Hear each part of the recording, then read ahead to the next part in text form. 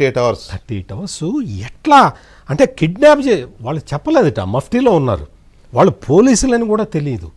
మరి ఒక ఆడపిల్లని పైగా ఇంకొక నేరం ఏంటంటే, పెద్ద నేరం అంటే ఈ ఉమెన్ కమిషన్ మాట్లాడకపోయినా అది పెద్ద విషయం ఏం కాదు, కానీ ఆ అమ్మాయిని తల్లిదండ్రుల నుంచి సపరేట్ చేశారు.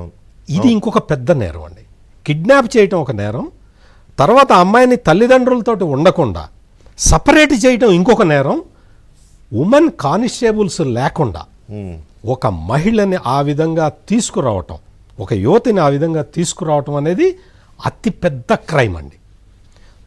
అంటే ఇవన్నీ ఇక్కడికి రాకముందర, వచ్చిన తర్వాత వాళ్ళు చేసిన పనులు అది అసలు మామూలుగా హైర్డ్ గూండాలు కూడా చేయరు. గూండాలు రౌడీలు ఏం చేస్తారు పక్కన మీద, పోలీసులు అయితే మాత్రం చేయరండి. ఆ కంప్లైంట్ చదువుతుంటే నిజంగా బాధేస్తుంది వెంకటకృష్ణ గారు. నిజంగా ఒక ఆడపిల్లని, నిస్సహాయరైన ఒక ఆడపిల్లని తీసుకొచ్చి అసలు అట్లా తీసుకురావడానికి వీళ్ళు మనసు ఎట్లా ఒప్పింది? వీళ్ళకు ఇంతేనా? ఇంకా ఐపీఎస్ అంటే ఇట్లా తీసుకొచ్చి కిడ్నాపులు చేసి తెస్తారా? ఇదే వాళ్ళ ఐపీసీలో.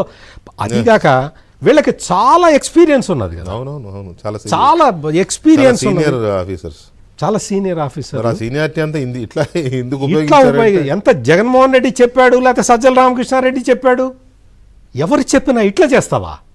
వాళ్ళు చెప్పారు అనుకుందాం, ఇట్లా చేస్తావా? ఒక ఆడపిల్లని కిడ్నాప్ చేసి తీసుకొస్తావా? తీసుకొచ్చి ఇక్కడికి తీసుకొచ్చి కేసులు, ఏం కేసు అది? Forgery case. ఎవడు ఫోర్జరీ చేసింది? కుక్కల విద్యాసాగర్ ఫోర్జరీ చేసింది. అవును, చేసి తప్పుడు ఫాల్స్ కేసు పెడితే కుక్కల విద్యాసాగర్ పెట్టింది ఫాల్స్ కేసు. ఆ ఫాల్స్ కేసు మీద చర్యలు తీసుకోవాలి, కానీ ఫాల్స్ కేసుని నిజమని వీళ్లే చెప్పి, వీళ్లే సాక్ష్యాలని తారుమారు చేసి, రికార్డులని ట్యాంపర్ చేసి ఆ అమ్మాయిని ఇక్కడికి అవసరం ఏమొచ్చింది అనేది ఇప్పుడు అందరికీ అర్థం కాని విషయం. ఆ అమ్మాయి కంప్లైంట్లో కూడా రాసింది, ఒక పారిశ్రామికవేత్త మీద నేను కేసు పెడితే అతన్ని కేసులో లేకుండా చేయడం కోసం నన్ను టార్చర్ పెట్టి నాతో విత్డ్రా చేయించారని కూడా రాసింది ఆమె. సో అంటే ఆ పారిశ్రామికవేత్త దగ్గర ఎన్ని వందల కోట్లు దొబ్బేశారు, ఆ పారిశ్రామికవేత్తతో ఏమేం పార్ట్నర్షిప్స్ పెట్టుకున్నారు, బిజినెస్ పార్ట్నర్షిప్స్. కాబట్టి అందుకే కదా ఇంతగా ఒక మహిళను తీసుకొచ్చి ఆ కేసు విత్డ్రా చేయించారంటే దాని అర్థం అదే. ఒకటి వెంకటకృష్ణ గారు, ఈ వెళ్ళిన పోలీసులు అందరూ కూడా అక్కడ స్టార్ హోటల్స్ లో ఉన్నారు. అదే స్టార్ హోటల్స్ లో ఉన్నారు.